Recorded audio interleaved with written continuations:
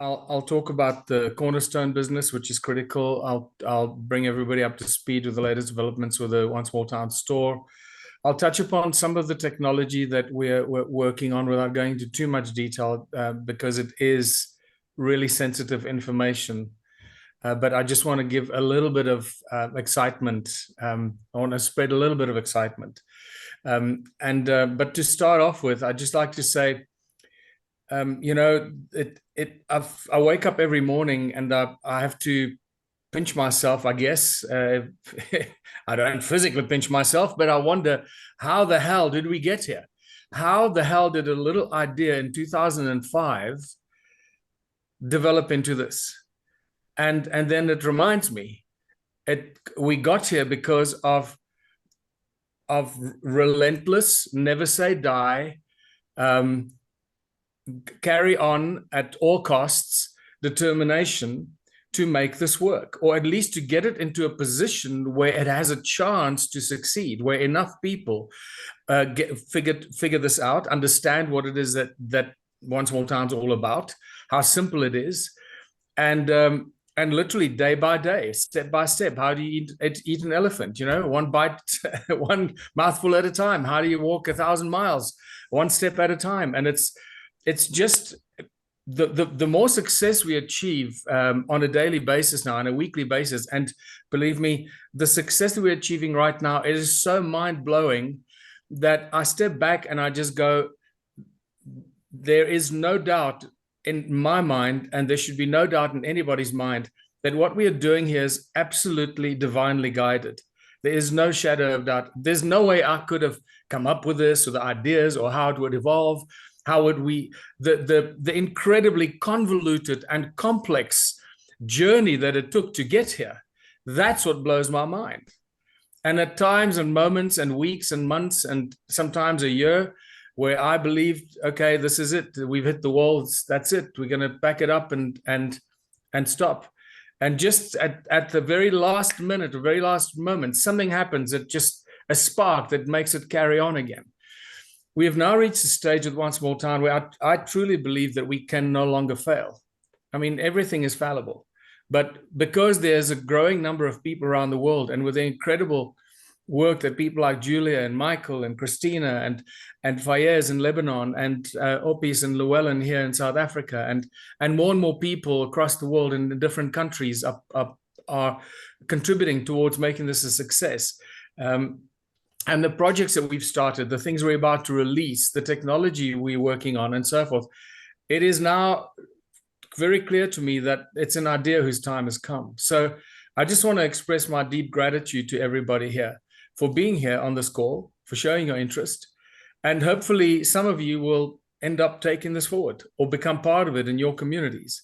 It's entirely up to each and every one of us and each and every one of you to decide what you're going to do with this, how you're going to carry this forward. It's not for everyone, because not everybody fully understands it. And what we thought we were going to do 20 years ago has shifted quite dramatically. We're still doing the same things. We're still aiming at creating a better world full of abundance and prosperity for everybody. We're still aiming at developing the best life for everybody in our communities, but the how has changed. How do we do it has changed.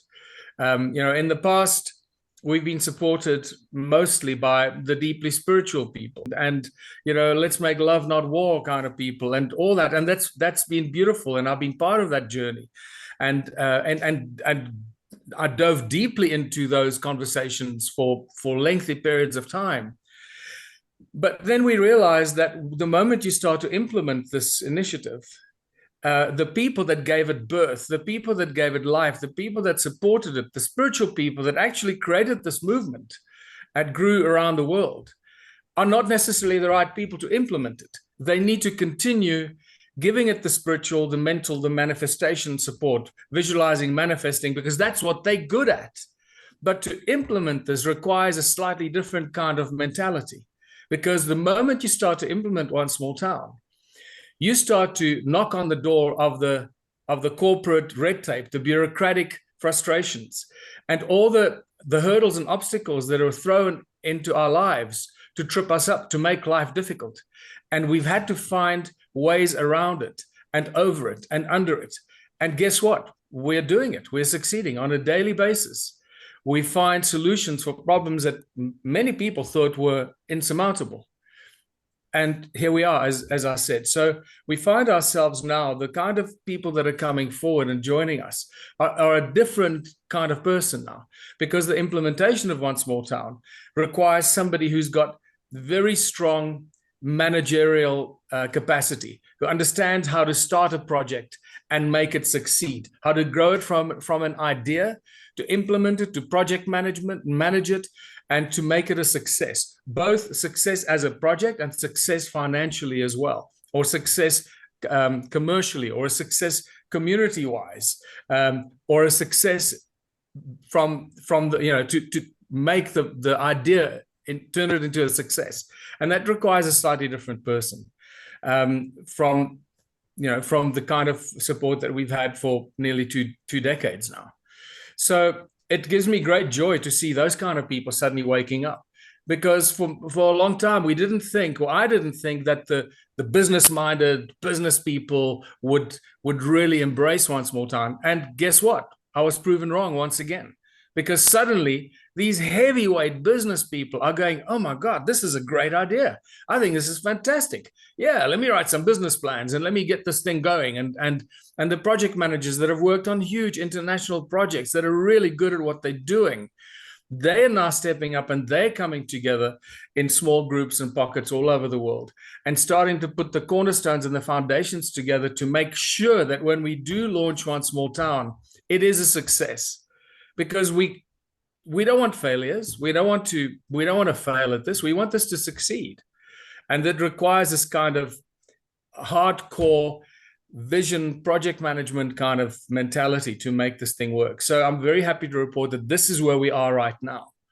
So my sharing with you today where we are and what we're doing is really starting from this point of departure, that we are now in a position where we are getting a growing and a exponentially growing number of people who are good at starting businesses, good at organizing community, good at organizing projects and making sure they work and they're a success.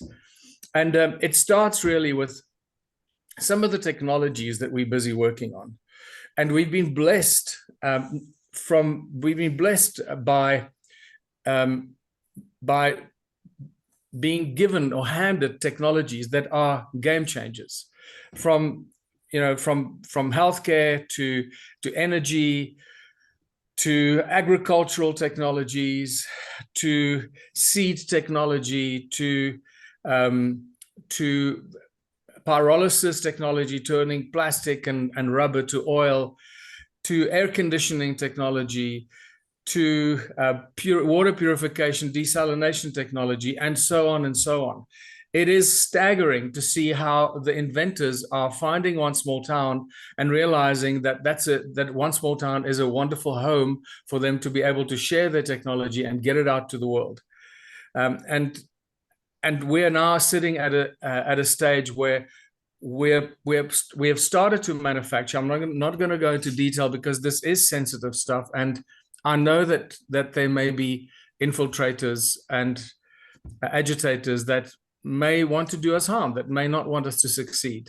So we have to manifest that we are succeeding and we will succeed no matter what is thrown at us. But at the same time, we have to be careful, so we can't just blurt out everything we're doing and share it with everybody, because it becomes a security problem for the manufacturers, the inventors, the factories, and so forth. So please understand, if at any stage I sound a little bit cagey and I don't share full disclosure, it's not because I'm a corporate greedy asshole. It's because I'm really careful about what we share to protect the people that are helping to develop this technology and make sure we get it out into the world so that it helps the communities, helps the One Small Town initiative to grow. And one of these technologies, or several of these technologies, are going to become cornerstone, what we call cornerstone businesses. So let's move on to the cornerstone businesses. And before we even go there, our approach towards identifying ambassadors and the people that actually implement One Small Town has shifted dramatically from even 6 months ago when we started One Small Town in Barrydale, South Africa, beautiful, picturesque town of Barrydale. And again, you know, for the last few years, I don't know, Julia, since you joined us, and maybe even before you joined us, the way that we started, the way that I started to appoint ambassadors for a town was just, you know, have an interview with somebody. If they came across nice and they were kind and humanitarian, then they had a good smile and they could speak okay, and they sort of understood what we want to do with One Small Town, we would then appoint them as an ambassador. Well, that was part of our, you know, baptism by fire and trial by error. And we learned a great deal from that, from those experiences. And in fact, I must say that virtually 100% of those ambassadors that were originally appointed have already disappeared and have been replaced by new ambassadors that are far more focused. And it's not that we replaced them, it's just that they realize that that's not really their cup of tea. They don't have the right mentality or character or backbone or business experience to actually implement this. And this is part of our learning experience. What kind of profile does the ambassador need to be able to succeed in this?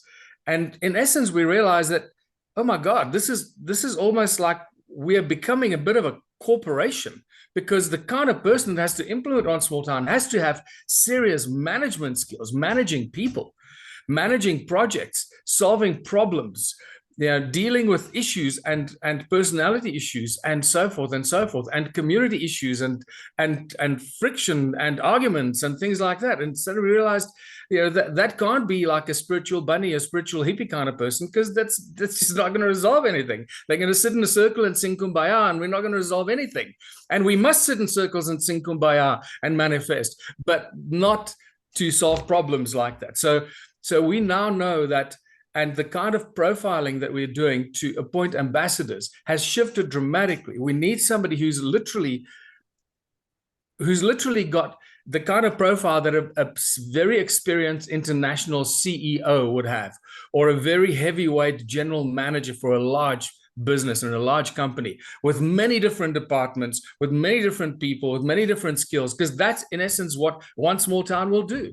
Think about it. We're going to do agriculture, engineering, technology, healthcare, retail. Everything you can imagine is going to be happening in One Small Town. And the ambassador is going to have to be able to manage that and deal with the different personalities, from the farmers to the healthcare people, to the inventors and the engineers, to the, you know, the packers in the warehouse, and et cetera, to the teachers and so forth. So it really requires a very strong individual to take on this responsibility, that doesn't crumble or buckle under pressure, that is very clear in knowing how to start something, how to manage people, and how to solve problems, and make sure that every day we make progress and that we constantly move towards the goal and the destination that we are heading in every one of those businesses that we're starting, whether it's community upliftment projects or whether it's businesses. Now, keep in mind that when we launch One Small Town, there are two very separate things that happen. While we are developing a 12-month plan, while the ambassador is developing a 12-month plan with his or her support team, we're also, part of that 12-month plan is also community upliftment projects. So there are business plans, business ideas, and community upliftment projects that we would like to do to uplift our communities, from fixing potholes to helping the orphanages and the old age homes, and setting up a new theater, or whatever it is that we need to do to make our community beautiful and you know, have everything we need that we'd like for ourselves, while we at the same time developing business plans that will create huge profits for us into the months and the years to come. So it is an approach that needs to be very clear in the ambassador's mind, and the supporting team of business planners and project managers and agriculture experts and so forth. So I'm sure Julia will take you, and Michael will take you through the detail of the ambassadors and how we work with them, and how that role and the profile has changed dramatically. So it literally is like a hardcore, strong, humanitarian, hard-ass CEO. That's what we're looking for in ambassadors, right? And the humanitarian thing needs to be strong. But if you can balance the humanitarian with the business acumen, then you got a fantastic marriage of characteristics and traits. Okay, so the one of the key things that is developed here is we've been able to find a specific technology and a specific business model that we're busy developing right now that will, in essence, give us what we call the cornerstone business or the cornerstone project. And that, in essence, is going to make it so much easier for us to launch One Small Town. In essence, in any town we choose to. And what that cornerstone business or project does is it pretty much is a wrapped, well-designed, well-developed business model, tried and tested, that by the time we're ready to roll out a One Small Town situation, we can bring that business and put it into that community, put it into that town, and give it to the ambassador and the development team, the support team, as an existing or a business that can open its doors and within 30 days literally start making a profit. That profit is then the foundation that helps to launch the One Small Town in that community, because that's ultimately what we need. Ultimately, we need to have cash flow to be able to fund some of the other things we need to do for our communities, whether it's, like I said, anything you can imagine. So this cornerstone business is a game changer in the One Small Town family worldwide. That's going to pretty much allow us to expand exponentially as quickly as we can develop this particular technology and as quickly as we can distribute it to our small towns around the world. And find the ambassador, find the support team, let them put together their 12-month plan. And as soon as that's ready, we can then launch that business, and they'll have that cornerstone business upon which they can build everything else. That cornerstone business is going to basically pay for the core team. So those are going to become paid positions. So that puts us in a very powerful position into the future. Once we can put that business into the community and say, right, we're going to choose Barrydale to start as a One Small Town. We go and find the appropriate ambassador. If we have to headhunt that ambassador, we will. We'll do interviews with people. So it's changed slightly. I trust you see how this has changed a little bit. It puts us into a position where we can choose the best people and not wait for the best people to approach us. We can actually go find them and say, here we go. We have a solution for your town. This is the business. You're the perfect profile.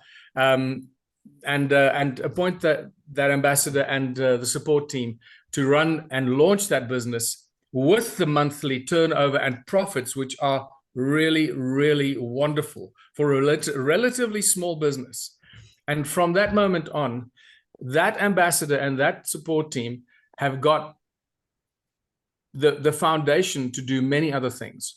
One of the first things that I always recommend they look at is to look at now obviously this varies from country to country and area to area, but in South Africa and many other countries where there's a lot of poverty in the small towns, one of the key things that I always recommend is look at establishing a community kitchen where we can feed our people.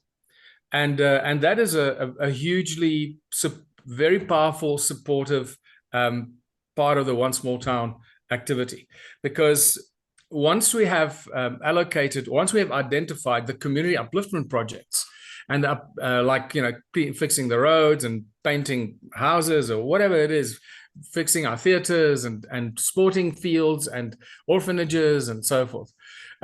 After our members come and contribute their 3 hours a day or 3 hours a week, whatever it is they want to do, keep in mind that they can contribute 3 hours a day if they have nothing better to do. And in countries like South Africa, there are people sitting everywhere, have nothing to do. So for them to do 3 hours a day is a godsend. After the 3 hours a day, they get the infinity token. And now that we've gotten a One Small Town kitchen, because we have monthly turnover and monthly profit with which we can buy the food for that kitchen, now our members not only get a token, infinity token, but they also go get a plate of food at the One Small Town community kitchen. And that's a game changer for people that have nothing. Suddenly to have a token and a plate of food every day, that's a lifesaver for many, many people around the world. So that changes our approach quite dramatically. That's for the community upliftment programs, obviously. So the power of this cornerstone business is unbelievable because it literally allows us to be able to start so many different things in our community. And then whatever money is left, it's up to the ambassador and the team and the community then to decide which other businesses are we going to fund and start with the leftover profits that we have from the cornerstone business. So keeping in mind that even if there's not enough money from that first cornerstone business, we then move on to what, call it phase 2 if you want to. And that is what we're busy doing right now with the health center in Ras El Mutton. We need $5 million to launch that. So we've issued a token of $5 each, and we're releasing on the 15th of March, our very first One Small Town investor token, specifically for that business, the Ras El Mutton Health Center. And we're going to raise the $5 million through selling the token. It's like selling shares in that business. But these are private placement offerings, which makes it very, very different. So this is not selling shares on open stock markets or any cryptocurrency trading markets and so forth. And because One Small Town is a private membership, a global private membership, then everyone that participates has to be a member. So everyone that buys the Infinity tokens is already a member and therefore protected by private association and private companies and private membership laws and protect all the things that protect private organizations. And you start to realize how important it is to have this as a private membership initiative, because it really protects us as an idea, as an initiative, and protects our members, protects our businesses, and it protects the way that we can sell investment tokens in these businesses. So we now are about to launch what will become the mechanism by which we fund every other future One Small Town business and business plan that requires funding, that the community cannot fund itself. But even if the community has enough money to fund it, we will still issue a token for that specific business so that the members of that community can buy the token and be official shareholders. So it's what we've created here is a really wonderful, easy, simple, and a safe way for members of our towns and our communities to actually become shareholders and investors in our own businesses. So our funding mechanism through the tokenization is a very powerful way for our communities to be able to crowdfund their own funding for their own businesses. So as you can imagine, this is just going to go on and on and on and on. And every time we release a new business with a new token, that token is then available on our platform. That adds to the list of tokens on your digital wallet when you become a member, and our trading platform will end up with thousands and thousands of tokens that are being sold and traded at any time. So in essence, we're creating our own private online trading platform, completely away from any other trading marketplaces or stock exchanges or anything like that. That will have thousands and thousands of businesses and tokens being traded on it in the near future. So that all takes us to now we have a mechanism. We have a cornerstone business that by the end of May, that cornerstone business will be able to roll out pretty much anywhere in the world. And so, get your act together there in the UK and the British Isles, because we'll be able to give you a cornerstone business. But we can only do it when you've got your act together, you got your ambassadors appointed, and you got your 12-month business plan. Only then will we give you that cornerstone business, because we're not going to just give it to a bunch of people who say, hey, this is cool. Hey, let's see if we can make this work. No, it's not going to work like that. We only deal with people that are serious about what we're doing and serious about them making their community a success. We're doing everything we possibly can not to fail. I'm sure there'll be times that things are going to go bad or wrong, but we try and eliminate that as much as possible. So we've got to be very, very clear and very, very focused on achieving success. The moment this happens, another very exciting thing will happen. And this has been for several years now, since we've it's actually about 2 years now. So when did we come up with the token idea, Julia? That was probably like 2 years ago. Yeah, so about 2 years ago. So are you Yeah. moving on to the store? Because that actually answers Yes. one of the I'm moving questions. on to the store right now. Yeah. Yeah.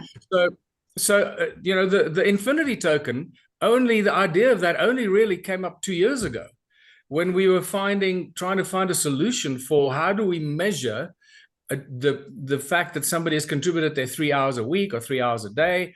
What tool are we going to use to measure that? Well, we can use a punch card system. That's very old fashioned and it's like Stone Age. So let's use something modern that's not going to run out of technology soon into the near future. And the obvious thing was the Q card, the Q card system, the QR code system, and and and so that suddenly became the thing. And then we said, well, if people are going to use QR codes to manage their time and whether they've contributed time or not, let's allocate a commodity to it that's actually going to be recognizable and worth something. And out of this evolved the Infinity token, which, as we have now sold, I think, more than 1.5 million Infinity tokens. So it's already a success. It's not going to be a success. It's already a success. And the price has gone up from $1 when we launched it to $4.36 in a year and a half. So it's just becoming a bigger success every month. And as One Small Town grows, as we've launched the first cornerstone projects in Lebanon and hopefully in the British Isles very soon, that the token use will just go through the roof and the price of the token will go through the roof as well.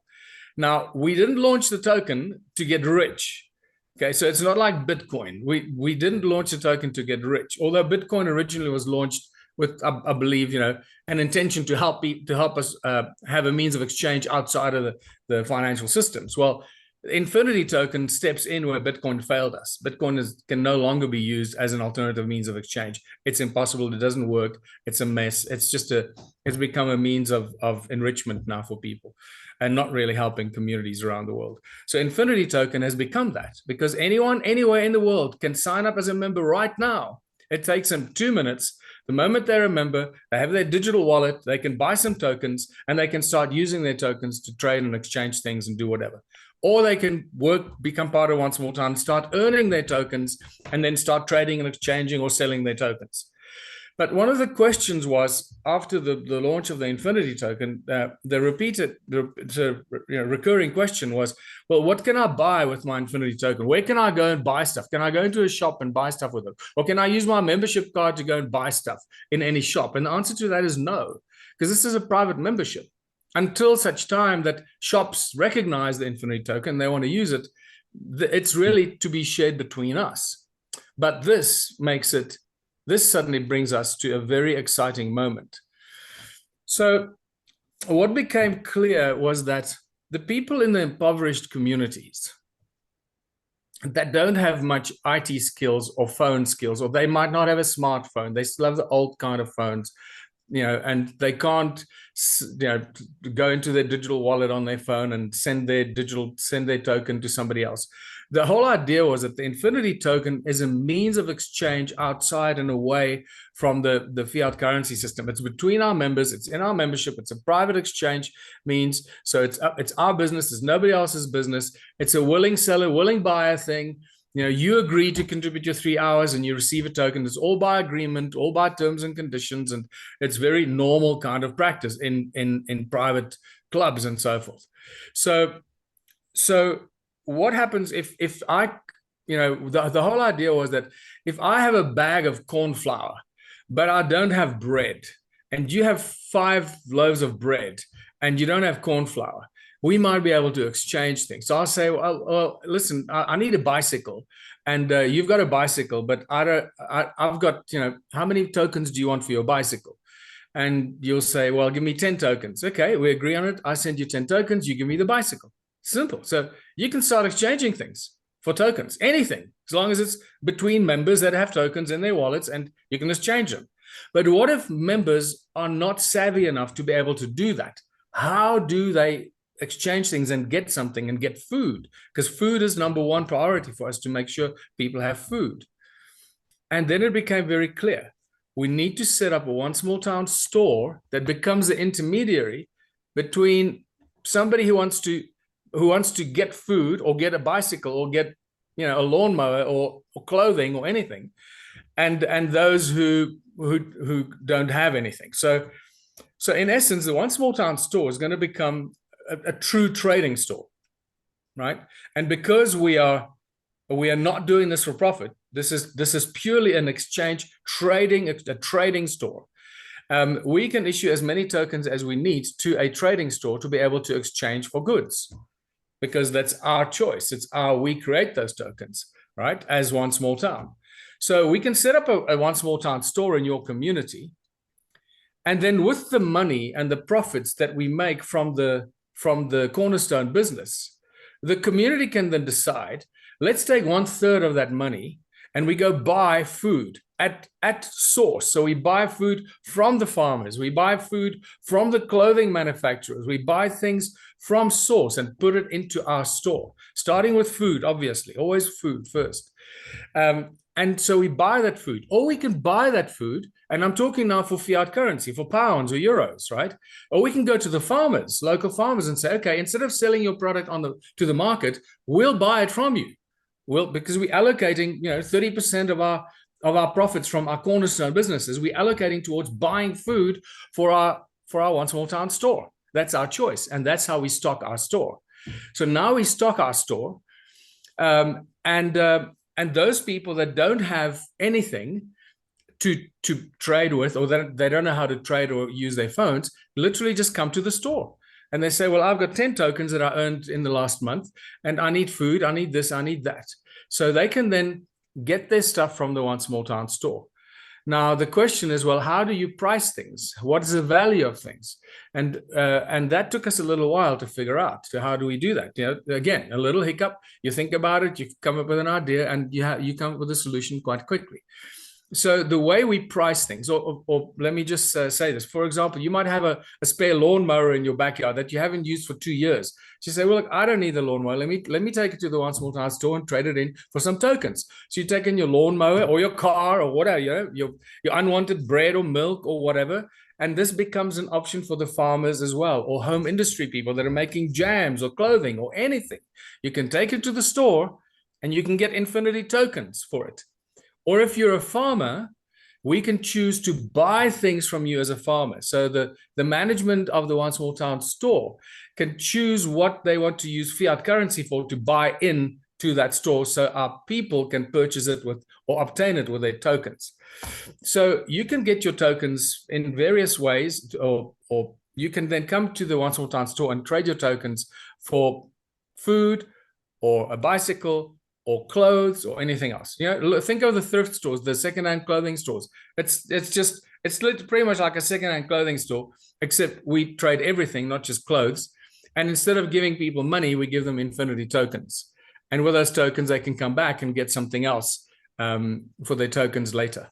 So what the One Small Town store does, just in case I missed this in the beginning, all the food that we grow for ourselves, if you watch the videos that go back 15 years, it talks about we grow enough food for ourselves so we can distribute food to ourselves. Well, that's a very simple idea.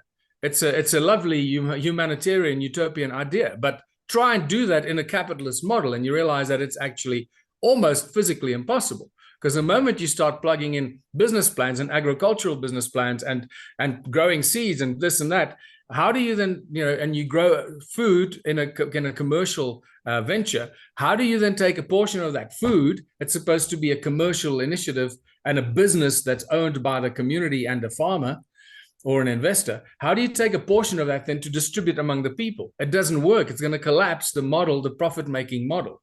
So we've had to come up with a solution for that. And that solution was that among all the farmers and landowners that we have, they contribute certain amount of land that Julia and Michael will take you through that and the details of that.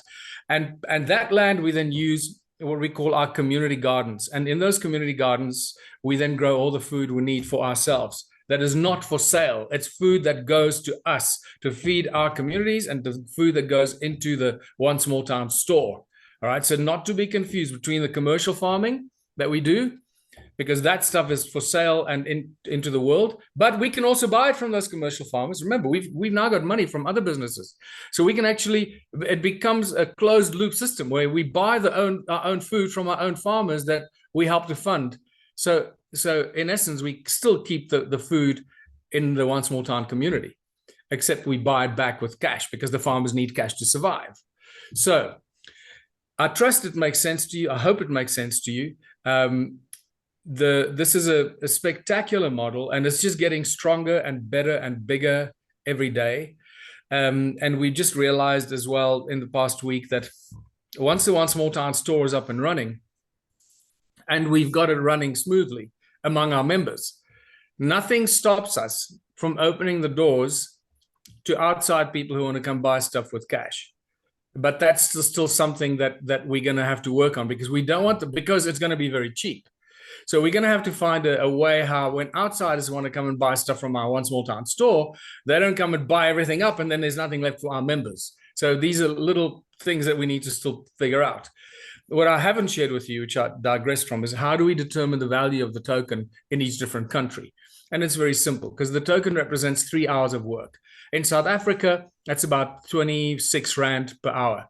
So we've rounded it off at 30 Rand an hour. So 3 hours shift for which you get one token is 90 Rand. That means in South Africa, the token is worth 90 Rand. That's it. In the UK, it'll be whatever is minimum wage, and for 3 hours, and we up that a little bit, and that's the value of the token. So I'm not sure what is a minimum wage in the UK or in the British Isles. It was like £10 or €10 or whatever. So let's say the value of the token in the British Isles is going to be £30, and that's it. So whatever product you bring in, it's valued at its normal evaluation, and whatever number of pounds it is, that's how many tokens you're going to get in return. So that's the simplistic way of explaining it. How we convert the value of products that somebody brings in into tokens. So every country will have a slightly different evaluation for their token. That's for their community, for their country, for their reality. And because the stuff is not being exported from those stores, the stuff is purely for our members to help build a strong community with everything they need. And I mean everything. Eventually people be selling cars and trucks and computers and mining equipment, just anything.